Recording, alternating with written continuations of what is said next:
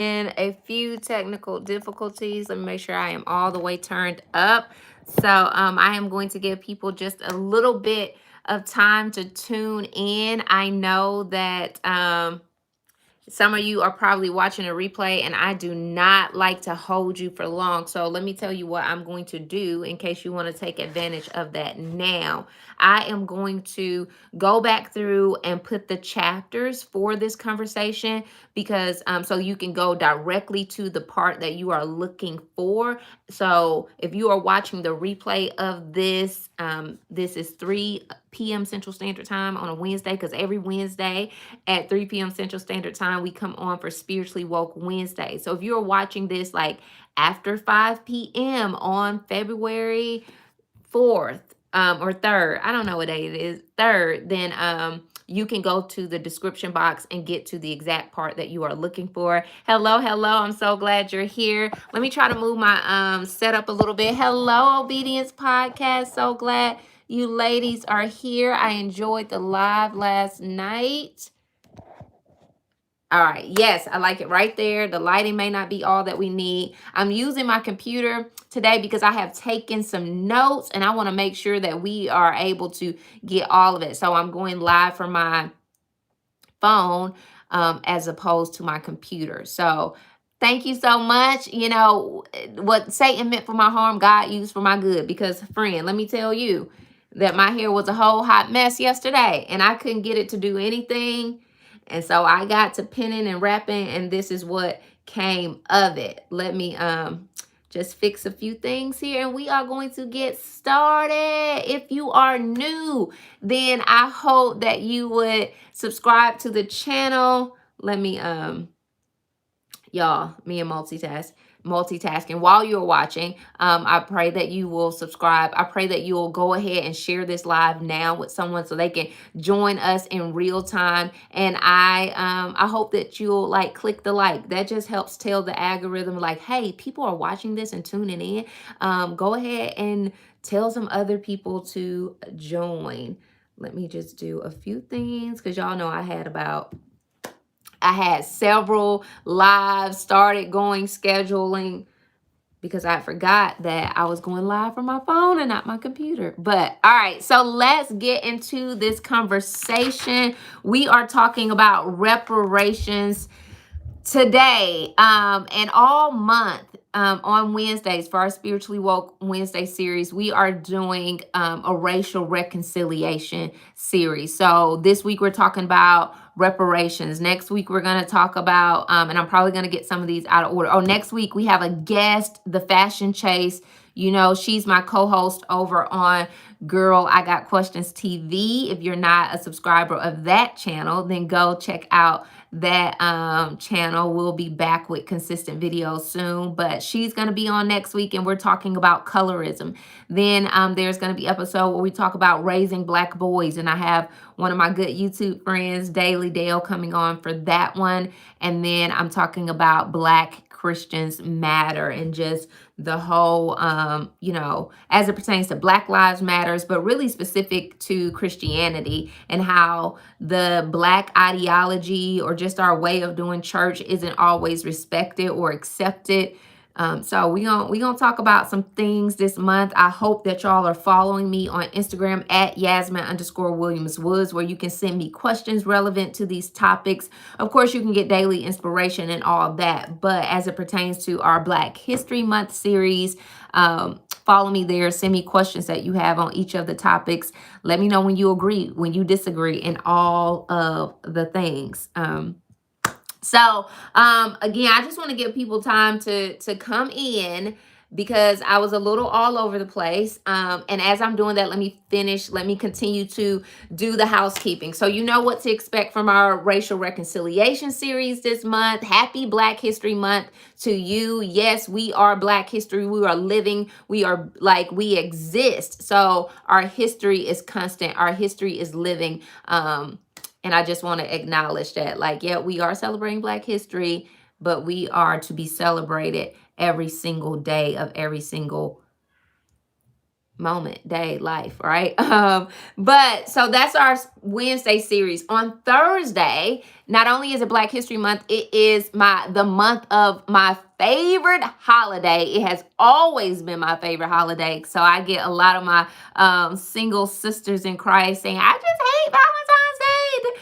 I was single for 6 years and it still was my favorite holiday. So it's not even about that. But yeah, see, my mom is attesting to, I've always loved this day. She's a big part of that because she just makes holidays special. But, you know, I'm a lover of love.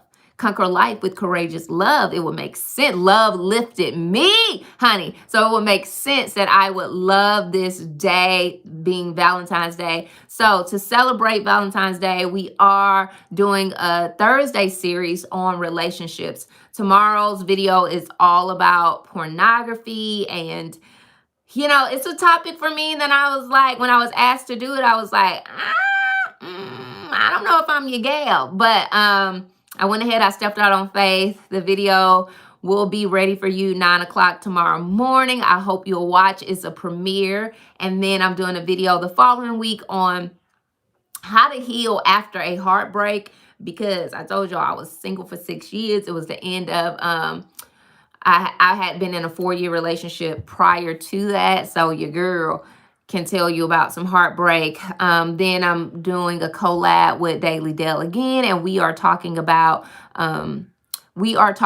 dating as single moms. Glory to God that he saw me through that season of my life. And then I'm ending it out the month with a collaboration with Only Lady V, and she's going to do a video on guarding your heart, and I'm going to do a video on opening your heart, you know. So there's so many other moving pieces to the relationship series as well. Hello, Kendall. I pray that you are well. So glad that you are here. So yeah, those are all the things that you can expect from the channel this month. And then if you missed any of that, on the community tab on my YouTube page, you can, if you go through the community tab, you'll see the schedule for the month. Or if you follow me on Instagram, the schedule is there. But you know, as always, just tune in every Wednesday, every Thursday, and you'll see what we got going on. So that's what's happening this month. And then, we talked about commenting, liking, subscribe. As you're coming in, go ahead and click the like button. Something else I want to bring your attention to is to join my channel, y'all. Hello, Flourishing Phase. So glad you're here, beautiful woman of God. She's also a fellow YouTuber, so feel free to support her. You will be empowered by all that God has in store for her channel. But yes, I am encouraging you to, got it, God. We speak peace and all things over her work environment right now. I know Obedience Podcast is usually at work too, but something else I want to bring your attention to, in addition to commenting, liking, subscribing, is that you can become a member of my channel. You can do that under any of my videos. It should say join, or if you click the community tab, you can learn more about memberships and how to join. Their membership start at just $3 a month, and it's really a way just for my channel to continue growing, for me to bring other women into the ministry, to help grow this thing, to help prosper this thing, so that we can really start to, I mean, not that we're not doing it now, but so that we can expand our reach, we can go deeper and wider. So if you've been blessed by my content, encouraged by it, or if God is leading you to support my work, then I would then I highly encourage you to become a member of my channel. And then, yeah, the other way that you can support my channel financially is at the bottom of the chat box. There is a money symbol. You can click that and plant a seed of any amount that God has placed on your heart. Thank you so much to the women who did that last week. I am just still so like in awe of how God moved and worked through you. Good things are happening. Good things are coming. Yes. All right. So yes, let's get back to this race series. Thank y'all so much for hanging tight all through that. If you are, again, watching the replay, hopefully you've gone to the description box where you have just fast forward to the part that you need to fast forward to. But we are in a racial reconciliation series. Speaking of description box, you can go to the description box and I got links to different articles and resources that have that I've read, that I've enjoyed, or that are just helpful and informative. So you can check those out. And let me just tell you, like, why this series. First of all, I have a whole playlist on racial reconciliation, just videos that I've done in the past as it pertains to race. When I became a teacher, it was in large part, or primarily, if not only, because of the Black-white achievement gap. As a freshman in college, I read a book about the Black-white achievement gap. I wanted to have it for live, but I didn't take it off the shelf. Y'all, is on the shelf. You walk in my door, the first thing you see to your left is the love never fails scriptures, 1 Corinthians 13, 4-8. And then to your right is like bookshelves, and you see this book and other books that have had a profound impact on me. One being Class and Schools, the Black-White Achievement Gap. And that book changed my life as an 18-year-old, because reading it, I was like, this is my life.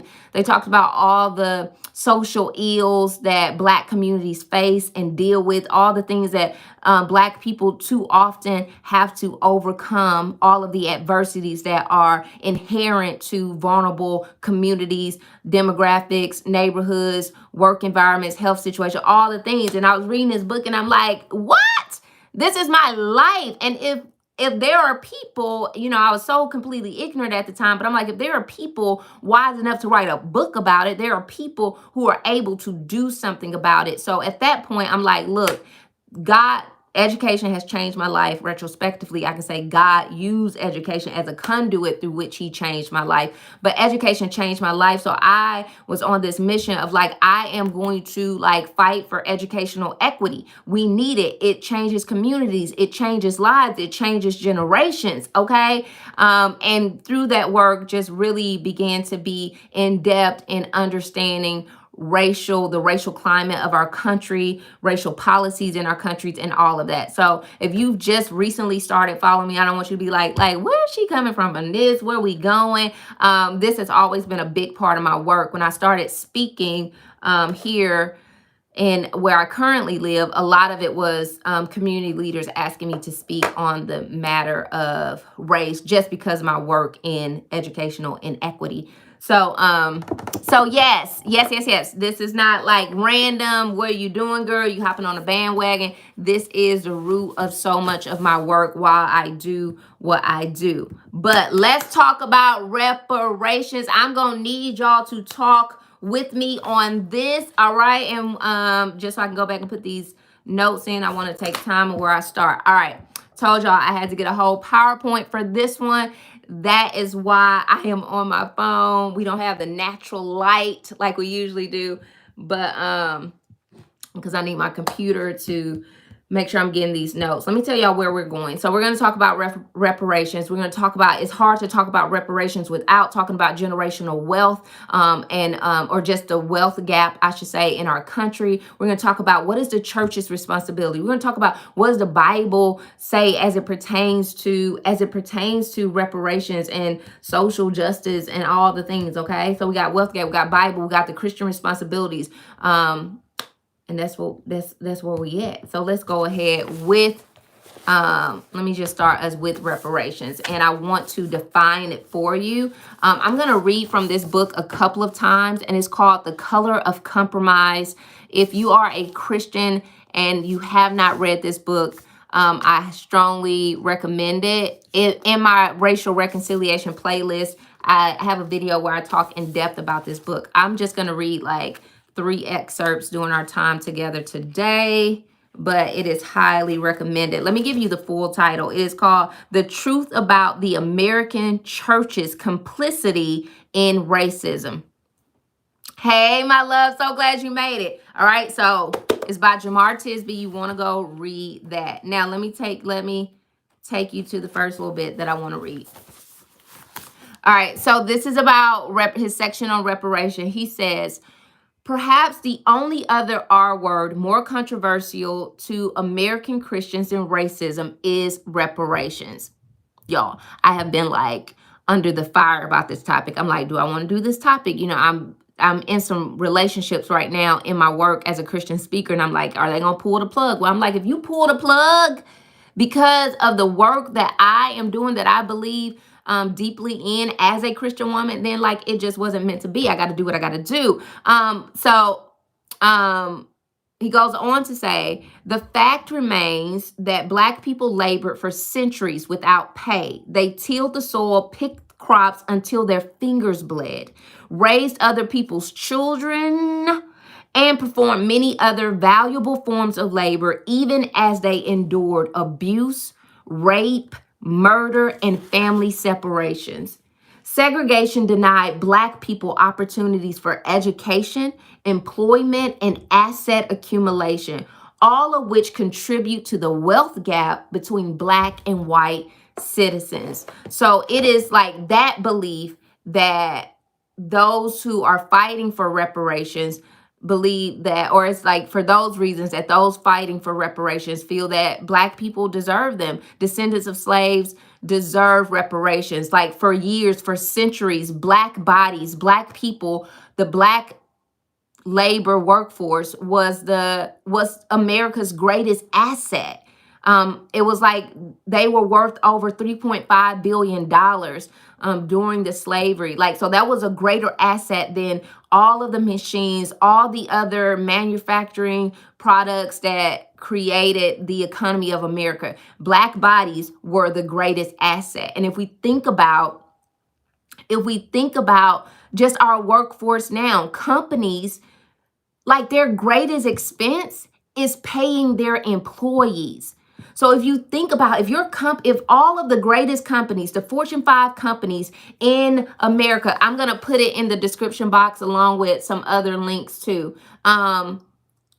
If we look at the Fortune 500 companies, and they were able to stop paying any of their employees, like they would be insanely rich. Of course they would prosper. Of course America would have one of the strongest economies in the world. They weren't paying anybody for 250 years. African Americans, those stolen and forced into slavery, worked for free. Okay. And before I get let me say this too. So this is also why, and this is really not going to be a political conversation. I'm about to take us to the Bible shortly. I am a Christian speaker. This is a Christian channel. The book that I'm going to read 2 more excerpts from, it is a book written by a Christian. This is not political for me. This is a matter of justice. This is a matter of what we should do as Christians, as believers. We should not watch neighborhood suffers, entire demographic suffers. We should not watch like bodies being unjustly killed, or, we shouldn't profit from a world that has systemic racism that is oppressing entire demographics of people, right? But this is I said that to say, because a part of my dislike or my disdain for the slogan "Make America Great Again," and it should be irrelevant, but there are still people, even in my very neighborhood, who have the flag, who have the signs, who have the hoodies, who have the hats. But one of my issues with that is because what made America great was slavery, were African American bodies. That's how we got the economy that we have. So when you say make America great again, one, let's acknowledge the fact that Black people made it great.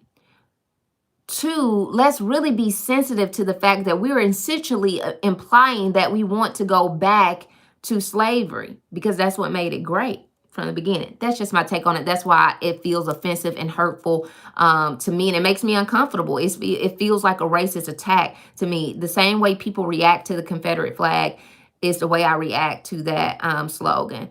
Right. When was it ever let's make it great. Let's make it great. Let's make it glorifying to God. How about that? Make America glorifying to God. That is our call. All right. So what are reparations?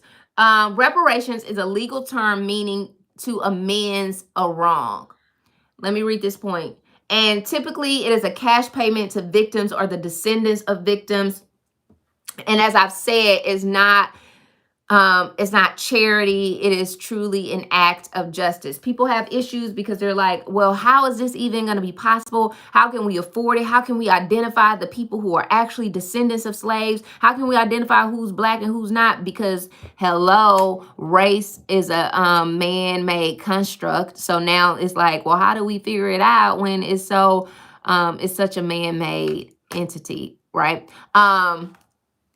But like, so people have valid concerns on how much would this cost people? I never owned slaves. Why am I paying taxes for all that? But we'll get into some of it in our conversations today. Let's go to the Bible, all right? Because that's why I'm here, girl. All right, so in Numbers chapter 5, verses 5 through 7, the Bible says, the Lord said to Moses, say to the Israelites, any man or woman who wrongs another in any way and so is unfaithful to the Lord is guilty. So if I wrong somebody, I am thus unfaithful to the Lord and I am guilty and must confess the sin they have committed.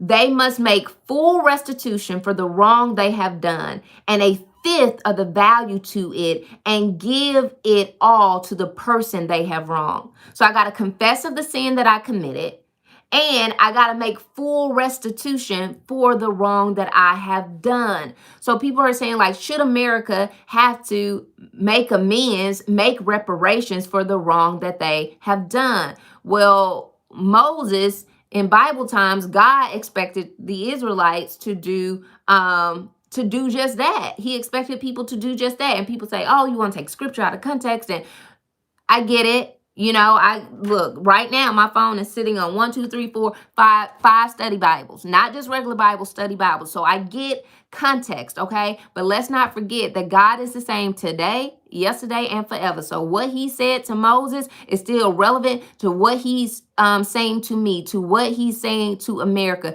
We have to right our wrongs. And again, we're going to get into the different ways that it can look, right? Nobody's saying, or at least I'm not saying, hey, cut me my check, okay? But there are injustices in this country. There is oppression in this country. There's systemic racism in this country that is benefiting, that is privileging, that is providing privileges to a whole group of people while the wealth gap is widening, while people are continually oppressed, while people continually don't have access to opportunity. We have to be the hands and feet of Jesus. So but again, we gonna get into it. But so yeah, we have to make amends for the wrongs that we have done. There are, and I posted this on Instagram, but 54% of Americans don't even feel that America should apologize for slavery. And to just speak to this, America has not issued a formal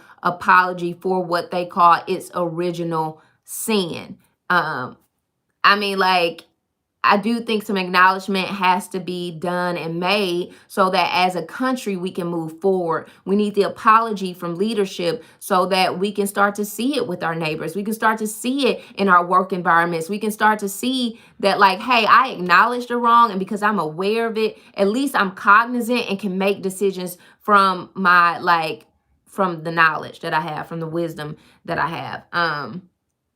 So again, people are saying, like, I didn't own slaves. Why should I have to pay for it? The response to that is that, but you benefit from the systems, from the economy. You benefit from the 250 years that Black people worked or endured chattel slavery.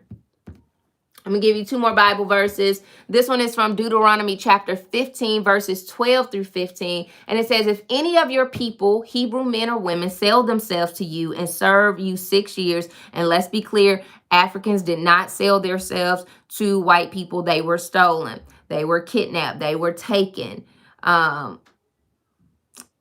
could go on about the middle passage, but I won't. Sell themselves to you and serve you 6 years. In the 7th year, you must let them go free. And when you release them, do not send them away empty-handed. Hello, Civil War. We have people transitioning into freedom because then we got Jim Crow laws, but we got people transitioning into freedom with no knowledge, with no access to food, to healthcare, to housing, to land, to jobs, to knowledge, to education, right? But the Bible says that when you release them, do not send them away empty-handed. Supply them liberally from your flock, your threshing floor, and your winepress. Give to them as the Lord your God has blessed you. Remember that you were slaves in Egypt and the Lord your God redeemed you. That is why I give you this command today. So, yes, I was about to allude to that, Kia, precisely. When they left Egypt, when the Israelites left Egypt, they left with gold. They left with all the things, with resources. Of course, Pharaoh then he was like, okay, I need my stuff back. Actually, change on second thought. And then we get the whole Pharaoh on the track, Red Sea, part the mud, swallow them up, all that. But yes, so we are supposed to, what does it say? Give to them as the Lord your God has blessed you. So people have been blessed, and I'm going to speak specifically. White people have gained access. They have gotten privilege. They have been blessed as a result of the economy that was created through the lives, bodies of Black people. So you've been blessed, and it is time for you to give as God has given to you. But we're going to get into some ways that as Christians, whether white, whomever, regardless of your political party, where you stand, what is the Christian responsibility here? All right. So Luke 19:8 says, but Zacchaeus stood up and said to the Lord, look, Lord, here and now I give half of my possessions to the poor. And if I have cheated anybody out of anything, I will pay back 4 times the amount. We know Zacchaeus was the tax collector whom Jesus went to his house, and Zacchaeus had been taking too much taxes, keeping some of the money for himself, just, all out of it. And so after his encounter with Jesus, he gave back. He gave 4 times what he had taken.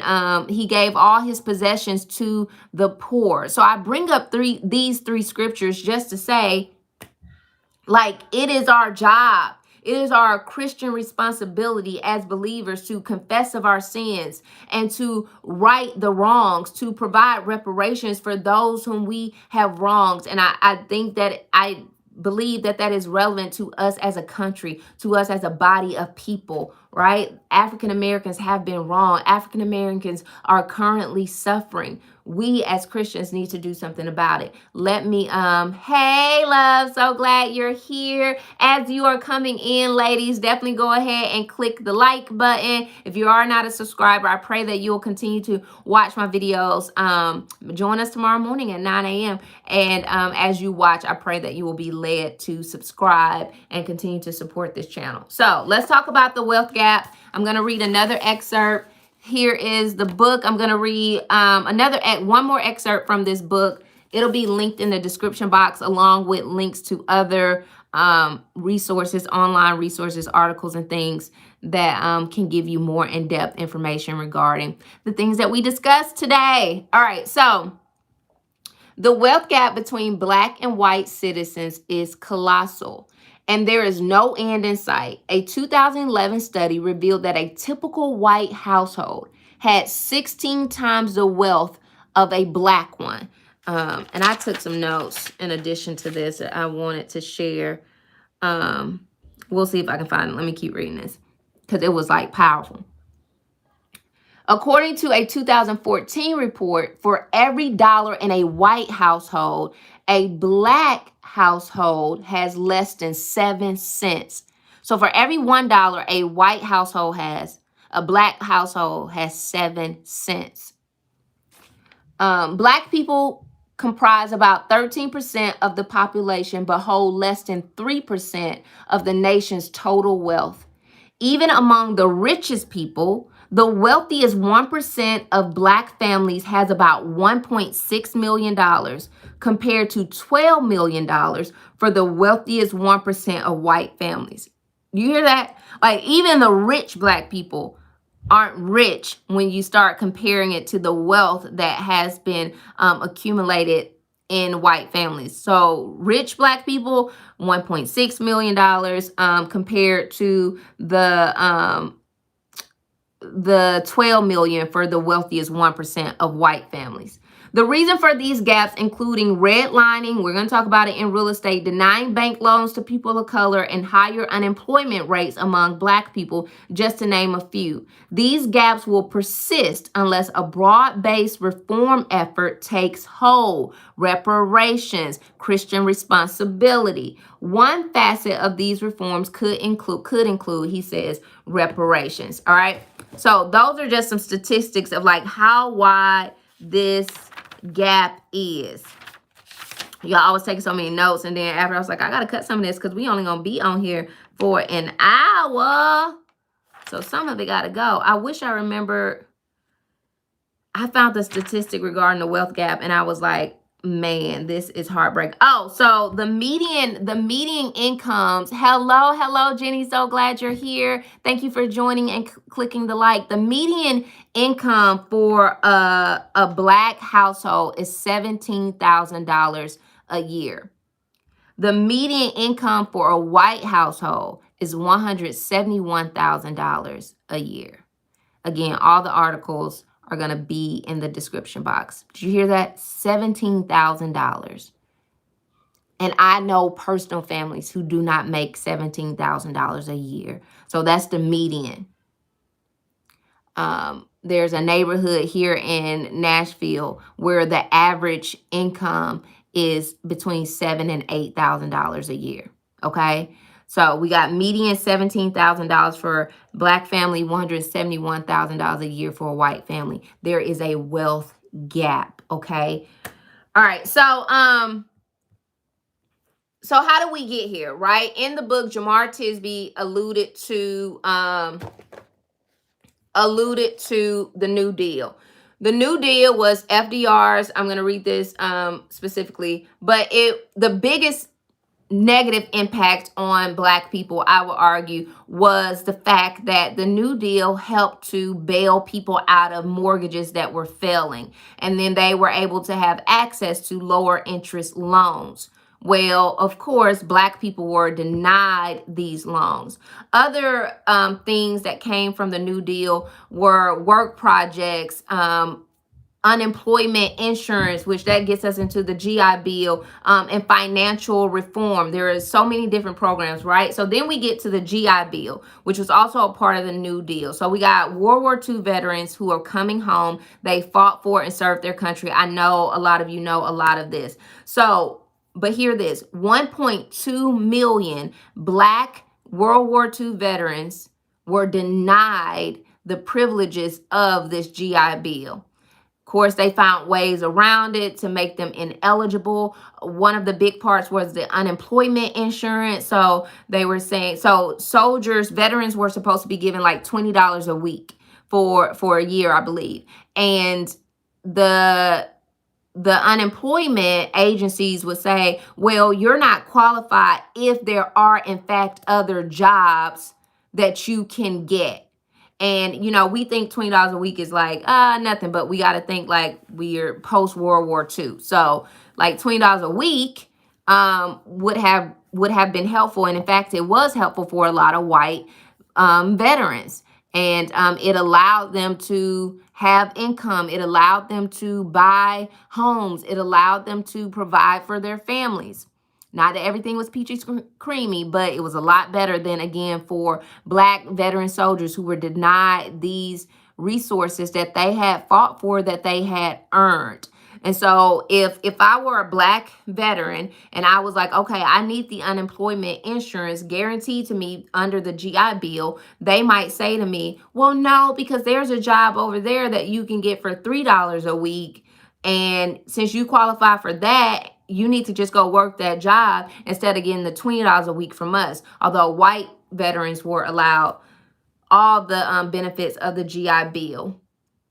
And so, and of course, then we get into the home loans that were denied to Black families, Black veteran families to be specific. Now, hear me on this. I'm going to get real serious, because this is like where a lot of the wealth gap, from my opinion, stems from. When we start talking about real estate, so many people will tell you now that, like, if you are not in real estate, like if you don't own an investment property, if you're not investing, if you're not flipping, if you don't have a rental property, whatever, if you're not like investing in real estate, then you will not be a millionaire. I can't remember which financial guru said that recently, but someone said it. So that's what people are saying now. That is how important real estate is now. Imagine during that time where people had so little. If you had property, if you like land, if you had a house, then like that is wealth. Then you are building generational wealth for your families. But Black people didn't have that access. They couldn't purchase a home. They couldn't get these low interest loans. So therefore, already, like, they are starting way behind. They're not building wealth. So now we live in a society where people are like, well, Black people need to just pull themselves up from the bootstrap. They need to just get out there and work. I had to fight for it. I had to earn. Like, why can't they? Because you're earning from a place of, my family owned a home and they left it to me. My family had a vacation property and we get to go visit it every summer, whenever we want. We have other people coming in and renting it and whatever. Or like my family owned land that they were able to purchase for cheap way back then, and it has stayed in the family and accrued, has grown over the years. Again, Black people are not starting from that place. We didn't have education. We didn't have real estate. We didn't have retirement plans. We didn't have access. So they've been building wealth all this time. Well, we're just now getting real estate. We're just now being educated at the level and the extent to which for generations, for centuries, white people have, right? I could go on about that. So, with a part of this whole like access to real estate, not only were like the banks denying people loans, there also was like pure intimidation. You've seen all the movies, you've read the books and documentaries of like, white neighborhoods was like, nope, you cannot come here. People were lynched, people were attacked just to ensure that Black people would not move in. So you're probably thinking like, well, they can go buy a house somewhere else. Nope, they couldn't, because then we get redlining, where people would just take a map and they would just draw, well, these areas are Black and they are high risk. So then banks would say, well, I'm not going to lend to this buyer because they're trying to buy a house in that area that is a high risk. So then we get again, we get people who cannot buy houses because the banks are denying them for now multiple reasons. And then we get neighborhoods that aren't being invested in, that aren't being poured into because they have been identified as at-risk neighborhoods. Y'all, I love talking about this stuff, but that is not why we are here, so I won't go too in depth. Again, there'll be resources in the description box. Let me make these two final points about the wealth gap and why we're in a place where, as Christians, as a Christian community, as one body, we need to be real about having this conversation and doing something about it personally and from a broader scale. So I'm going to read these points verbatim. In 2020, Americans were injected to inherit about $765 billion in gifts, excluding wealth transfers to spouses. So this isn't even counting the wealth transfers to spouses and transfers that support minor children.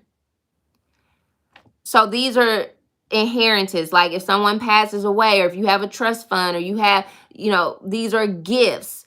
It was projected that just last year, Americans would receive $765 billion in gifts.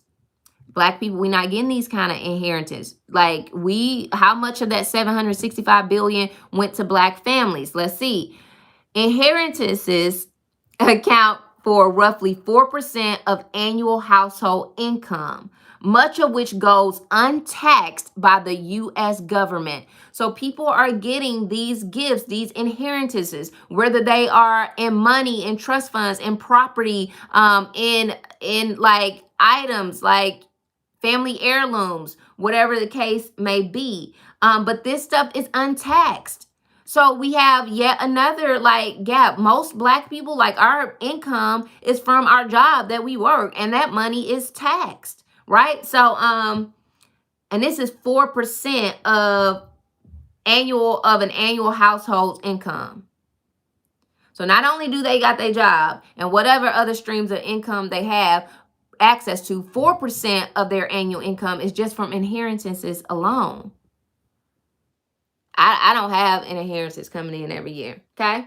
But that goes back to the wealth gap. When we think about when, first of all, Black people worked, I know, but I love talking about it. Black people worked for 250, they slaved for 250 years. After that, they endured the Jim Crow laws that prevented them access and opportunity. So during these times, they're not building retirement plans. They're not investing. They don't have the knowledge. They don't have the capital. They're not investing. And so when it's time to leave their children something, and when we get to our generation, we aren't a part of the $765 billion from inheritance, okay? There is a wealth gap. And as Christians, we need to do something about it. We're going to talk about it. Why? Okay, so next point I want to read verbatim.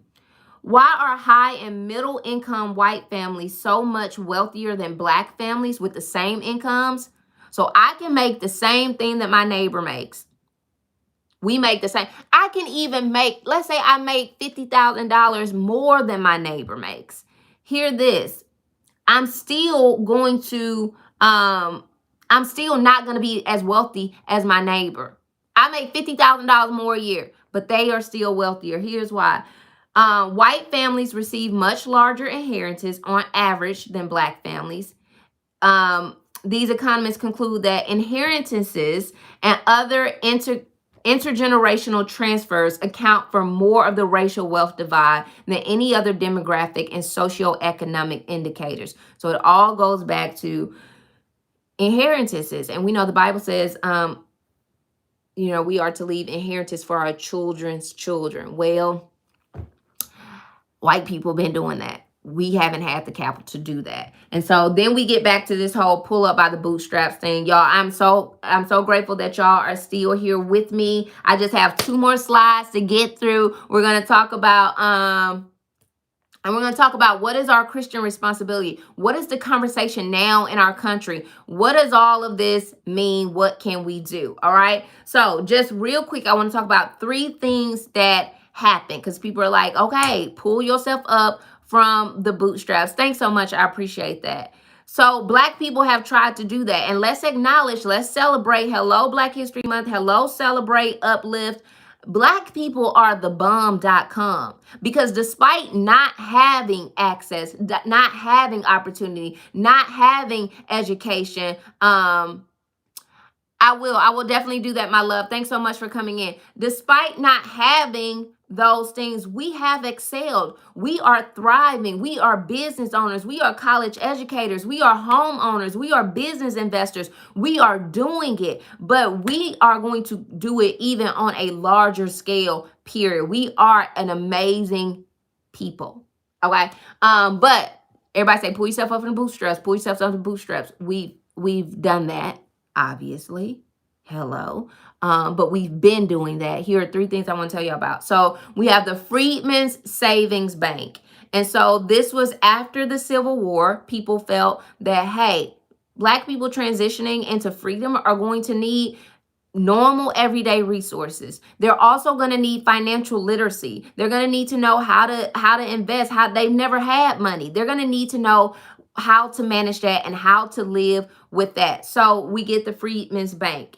I'm going to read bullet points kind of verbatim here. It says the Freedmen's Bank was founded through the Freedmen Bureau after Civil War to help slaves transition. Union soldiers had gone on payroll and needed financial services and literacy. This was supposed to also the bank was also supposed to hire some Black people, some African-American people, so they can, like, one, now you got a job, hello, somebody, and you're getting on the job experience about how to invest, how to manage money, etc. And so this bank, this was like a great idea. The entire Freedmen's Bureau. They had other resources and programs, and a big part of it was the Freedmen's Bank. So it was doing really well, and it grew exponentially. They started having branches around the country, and they just were growing insanely. And so but because of mismanagement and oversight, things went awry. So the Congress was in charge of the Freedmen's Bank. And of course, that allowed for some political favoritism and, some corrupt things transpired. Whereas like other banks were controlled by, and I got to look at this, the OCC, which is the official controller of currency, by my love. And so other banks were controlled by OCC. And so they're making sure that everything is being done right, that no overspending is happening, no like extra, like just no, I'm not a financial guru. They were in charge of ensuring that everything was happening right. Whereas the Freedmen's Bank was being overlooked or overseen, managed by the Congress, who had their own political agendas, etc. So then things start to fall apart. They're losing money. They are spending way too much money. People are pulling out of the bank, or they're losing the deposits that people are making. And it turned out that Henry Cook, somebody who was on the board, he was on the board for the Freedmen's Bank, but he was also in charge of his family's bank. So assets that were coming from the Freedmen's Bank, he was using to benefit his family's bank. Long story short, they tried to make some changes, do some changes, but it was way too late, and the bank had to close. So at that time, they had 60,000 people, over 60,000 people who had invested in this bank, and it just went down. And so those 60,000 people lost $3 million, which they never received their money back. They were never compensated for what they had invested and lost. So we got an example of Black people trying to do the right thing, trying to get educated, trying to figure out how to invest and how to have capital, and then they lost money. Okay, then we get the Tulsa Race Massacre. And I know a lot of us are much more familiar with this. And it's in Tulsa, there was the Black Wall Street. Businesses were booming, thriving, and they called it the epicenter for Black businesses and cultures. They had a library, they had jewelry stores, they had restaurants, they had luxury hotels, and they just had Black people thriving, booming, and it was a great thing. Okay. But then this massacre happens. Millions of dollars of businesses worth of damage was done. Thousands of houses were destroyed during this massacre. Let me tell you what happened. Y'all, I took so much notes on this because I really love learning about the richness of this time. And the area was called Greenwood. It was bought by a man. I wrote so many people's names down. A man nope, he was later. Who was the original guy? Oh, Gurley. So he opened the first business. Yes, I know we didn't learn this in school, which we're going to get to reparations. I think that is a part of it. We got to start telling people the truth. The truth will set you free. But we're going to get into it. It's a hot mess. So Gurley, who was born a slave, Gurley,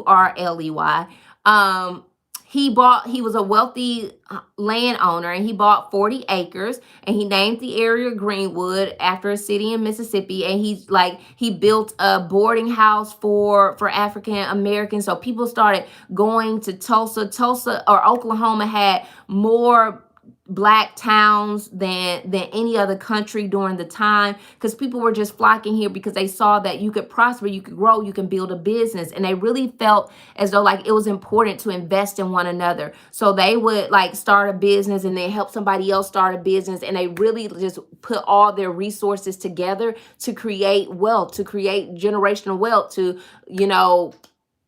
make an impact on the generational or on the wealth gap that had already started to grow and that has just gotten out of hand by this point, right?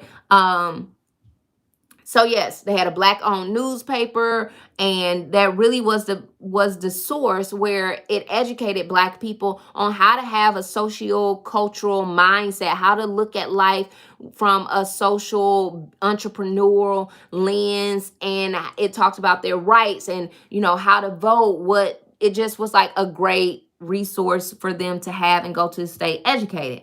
Well, I just love that they had theaters, they had jewelry shops. When I like, I just see excellence, Black excellence, right? Nightclubs, taxi service, everything they need was in their own hub and epicenter. Well, um, in 1921, there was a Black male teenager accused of making advance on a white female. It's a classic story. A white female teenager. Well, of course, he gets arrested. An angry mob goes to the court, and they're like, "Hey, we want him, like, release him, because we want to go lynch him." The judge wouldn't let the angry mob have the black boy. Black people came and they tried to like help regarding the situation.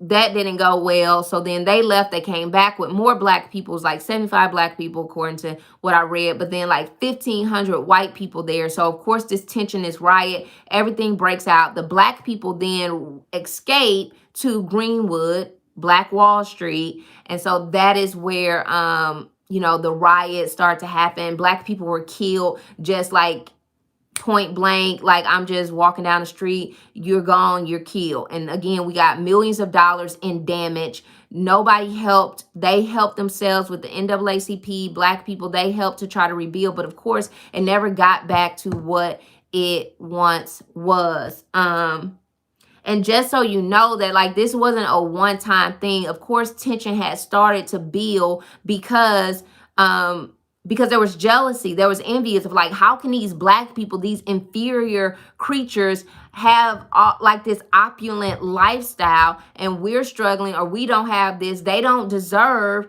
affluence. So there was already tension and hatred and threats of lynching people.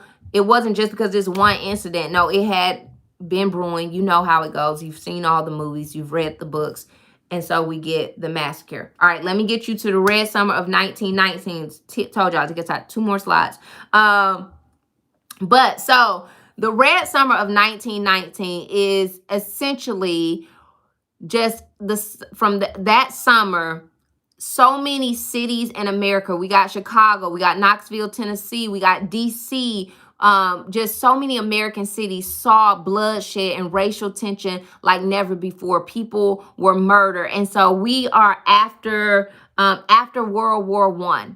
And, soldiers are coming home and they're finding that their jobs have been taken by immigrants or just Black people. And so there's tension and there's hatred, there's resentment, there's bitterness against Black people because there's no job security, etc. So that summer, so many lynchings happened, so many like riots, fires, killings, murders, because of this tension that had ensued over jobs, etc. But let me tell you what officially, as history is written down, kicked it off. So in July of that year, 1919, a Black boy was stoned by white youth, and he was drowned in Lake Michigan in Chicago because he didn't adhere to the unwritten rules about segregation, about Chicago's beaches being segregated. So the city wanted the police to do something about it. Hello, this still happens in our lives, in our times. Wanted the police to do something about it. Police were like, no, we're not going to do anything about it, despite the fact that there were eyewitnesses there to say, like, to identify the perpetrators and who caused it. So because people were mad and angry, Black and white gangs started rioting one another, and then this just like continued throughout cities in America. So I got 15 white and 23 Black people were killed. This is just in Chicago. This doesn't account for all of the cities that were impacted by Red Summer of 1919. I'm going to put resources in the thing. An additional 500 people injured. An additional 1,000 Black families lost their homes because they were torched during the rioting. Got it? All right. So we got all those things that contribute to the wealth gap, the racial tension, why we're in a place where reparations are needed. Again, I wanted to pull those out because it's like, oh, pull yourself up from the bootstraps, pull yourself up from the bootstraps. Whenever we've tried, when we had jobs and we were working in the stockyards, there was tension and our families were threatened to be lynched. Or when we had Black Wall Street, there was jealousy and, damage was done, lives were lost, etc. And I think it's because there has not been reparations. One, just a full out apology. As I mentioned earlier in the live, 54% of Americans feel like America shouldn't even apologize for what happened. But I feel like if we keep perpetuating this narrative of nothing, it was not even bad enough for us to apologize, people will continue to justify what happened. They will continue to justify the wrong that is done against Black bodies, the oppression that is continuing to happen, the systemic racism that is continuing to impact Black families, that is continuing to impact our entire country. And if we want to talk about economy, right? So 2 more slides. I'm on the second to the last. Past reparations and the current conversations, just really quick. So I didn't know that, reparations had been paid. I actually never thought seriously about reparations until reading this book. People always say 40 acres and a mule, 40 acres and a mule. And I just thought it was very Black of me, and I'll be transparent. I thought it was very Black of me in a negative way, for me to expect that or want that or speak about it. But in reality, something needs to be done. And real quick, just on the 40 acres and a mule, we were one of the Union generals. Was it Truman? No, that was the president. What was his name? Did I write that down? I'm blanking on his name, y'all. Oh, Sherman. He did promise that there was 400,000 acres of land in Georgia, Florida, South Carolina that were going to be split to provide freed slaves their 40 acres and a mule. Well, shortly thereafter, Lincoln was assassinated, and then we get Andrew Jackson, who became president, and he was so completely racist. He made a comment that America was a white man's country, and he was going to do, as long as he was living, he was going to make sure that the government remained a white government benefiting white people, right? So yeah, the 40 acres and the mule never happened. But something has happened. We have to do something as a body of Christ. So again, I never thought seriously about reparations. And then once I read that, it led me to dig deeper. And so reparations have been paid in other parts of the world and in America. Let me read them to you. So in West Germany, in response to the Holocaust, West Germany paid $7 billion to Israel and $1 billion to the World Jewish Congress. After the apartheid in 1994, it was proposed for victims to receive $3,500 a year for 6 years.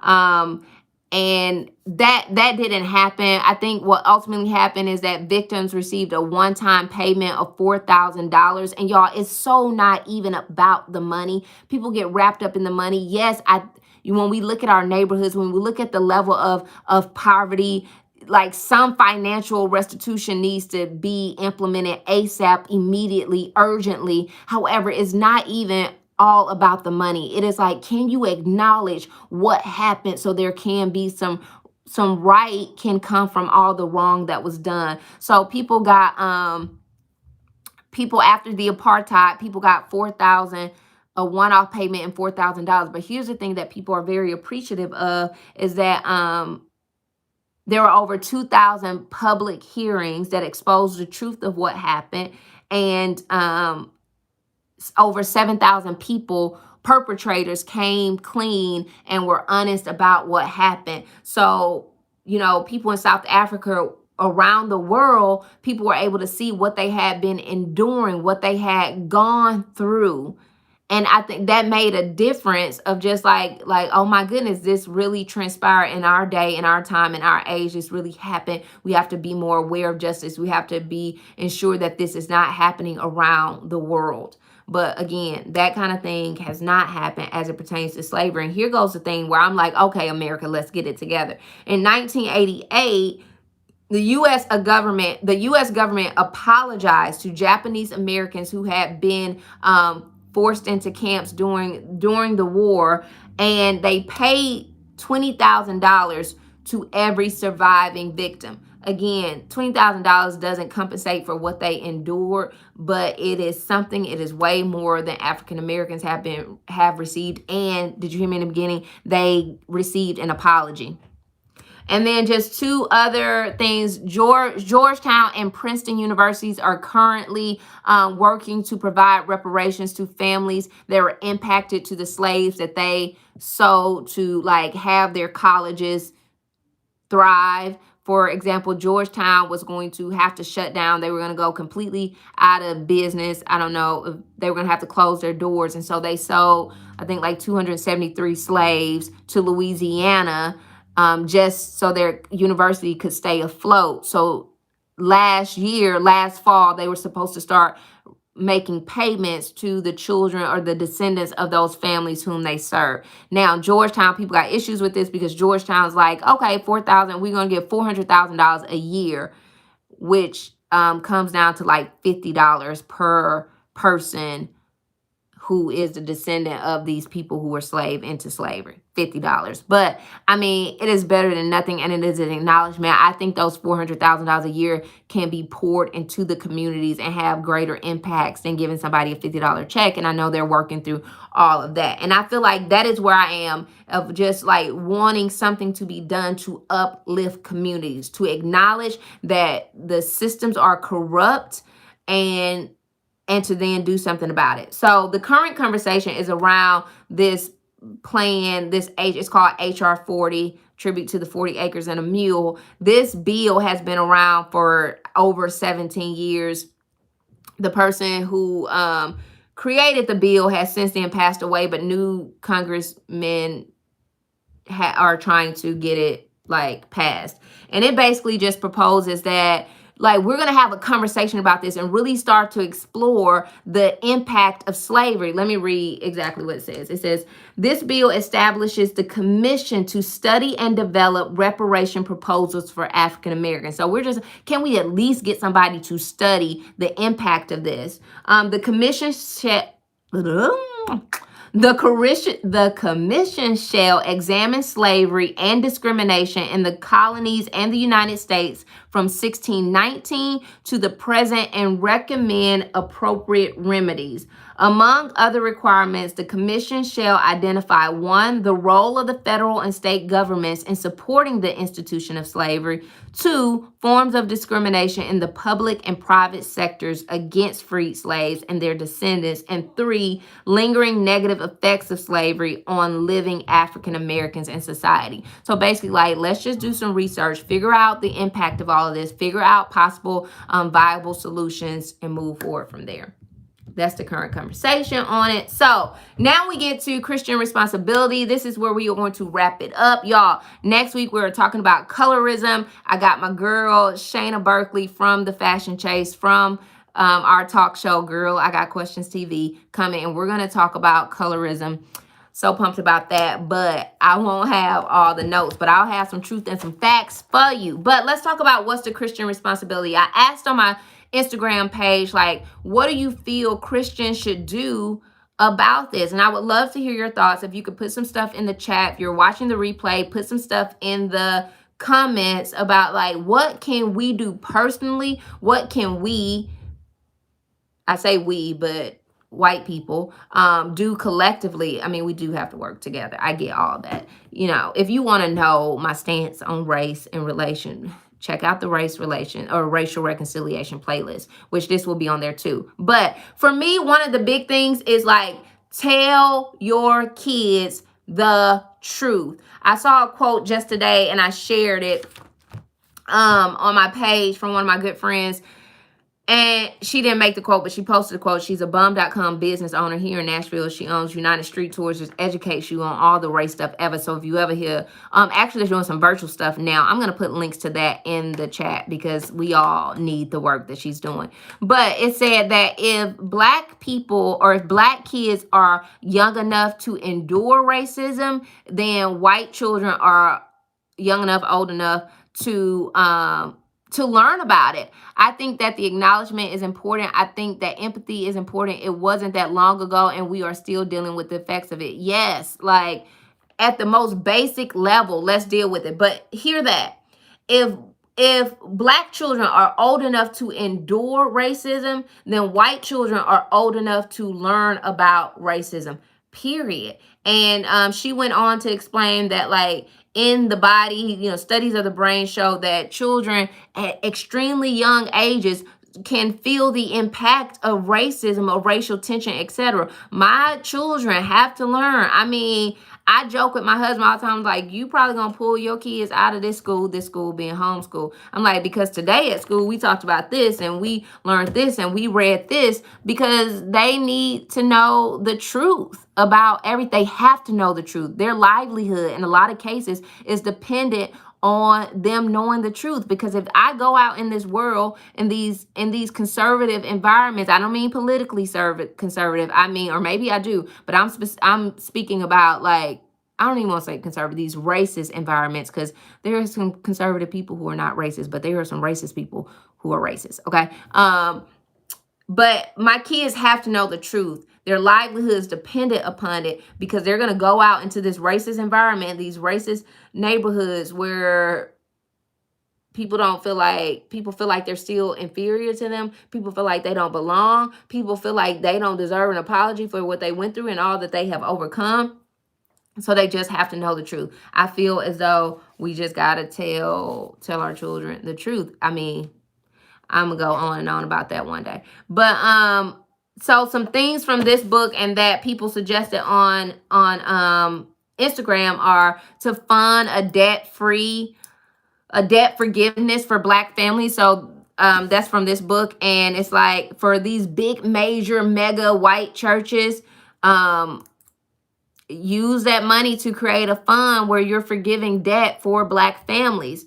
He also talked about creating trust funds for Black youth. Yes, because what did we learn? We learned that inheritances make up 4% of an annual income for white families. We don't have these trust funds. We don't have these things or access to these things. So create that for Black youth. Tithe to Black. Someone suggested this, to tithe, that white people should put all their tithes to Black-owned organizations. I agree wholeheartedly. Let me I'm gonna have to go back and see what you said, Obedience Podcast. Yeah, I do think that even if you don't give your full 10% to a Black-owned organization, I think that you should, like, a part of your offerings, your giving should be to Black-owned organizations, because a part of this, something that I feel needs to happen, are we need to amplify Black voices. Black people are creative. We are artistic. We are amazing. We are business minded. All the things. But where we fall short, where the gap widens, is because we don't always have the backing.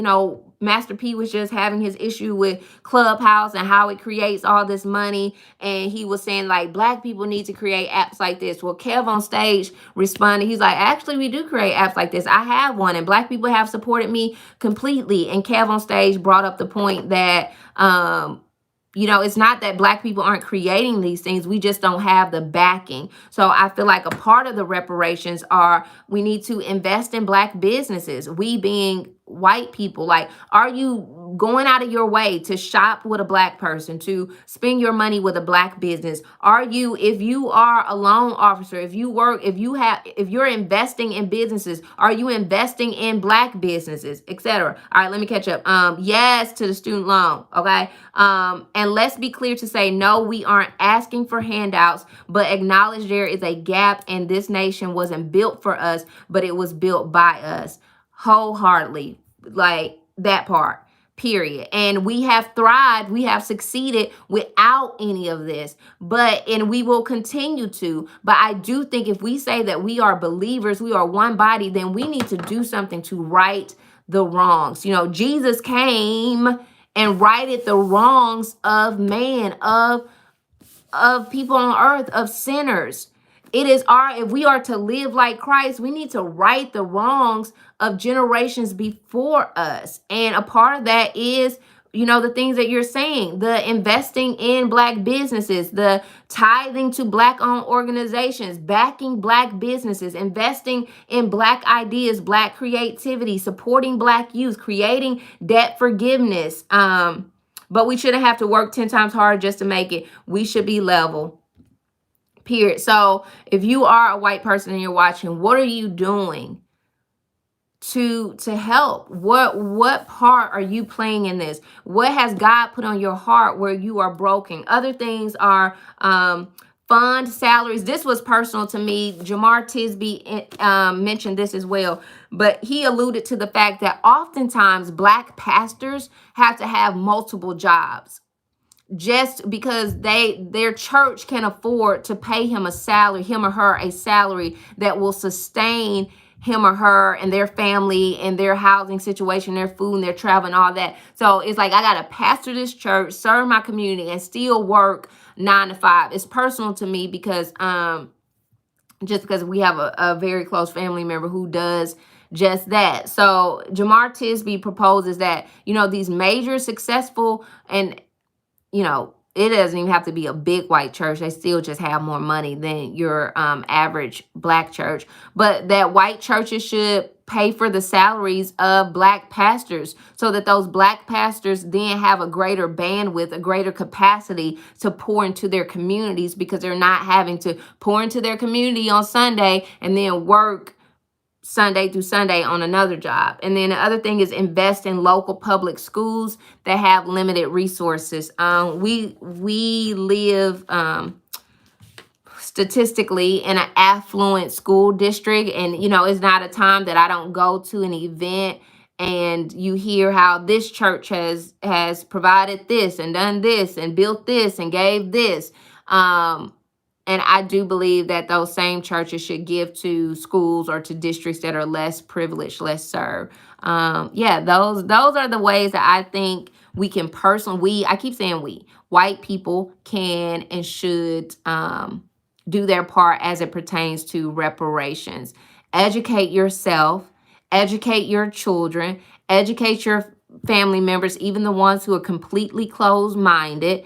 Advocate, stand up for truth. I can't go on about educating yourself, right? Because once you start to read this stuff, know this stuff, and understand, you can't help but to be charged to do something about it. Spend your money with Black businesses as often as possible. Invest in Black entrepreneurs, Black communities.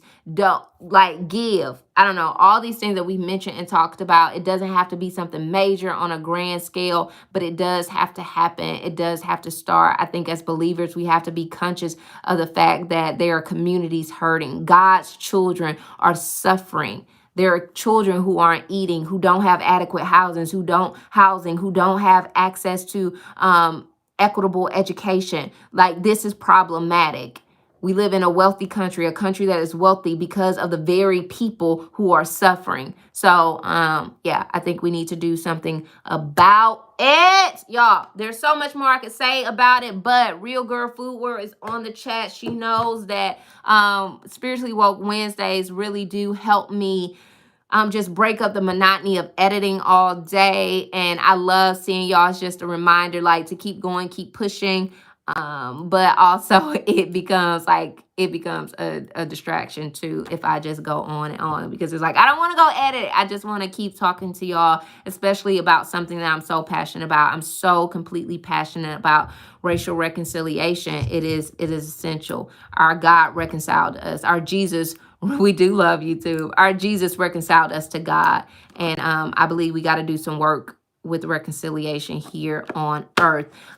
Feel free to ask me all the questions. I'm going to put resources in the description box. I had resources in the description box, but then technology happened. I had to restart a whole different live. So I will do that by the end of day tomorrow if you're watching replay, because I'm gonna go get on this video. Watch the premiere of the video tomorrow at 9 a.m. It is a collaboration with Wife Stuff. So and it's all about pornography. Again, we are in a relationship series, so you want to catch that. And even if you like, girl, it ain't got nothing to do with me, it's relevant because I say some things about just our cultural understanding of sex.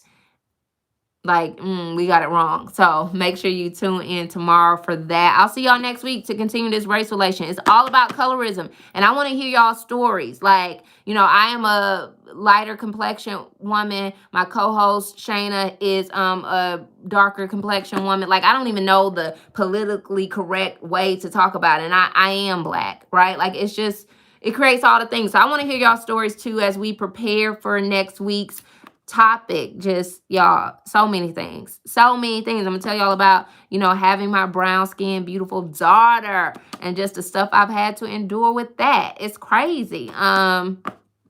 Yeah, so we're gonna get real next week. Thank y'all for letting me have, it's gonna be good, Obedience Podcast. Thank y'all for letting me have this moment where I just got a chance to nerd out really fast on things that I am so passionate about. Y'all, my family is gonna thank y'all this week because they get a week off from hearing about it because I was able to talk to y'all about it. All right, y'all. I will see y'all in the morning at 9 a.m. Central Standard Time. So grateful for y'all. Praying for you always. Follow me on Instagram at Yasmine_Williams-Woods. You can send me your prayer requests there. If God is putting it on your heart to support the work, the growth of my channel, then I encourage you to become a member and all that jazz. All right, y'all. See y'all next time.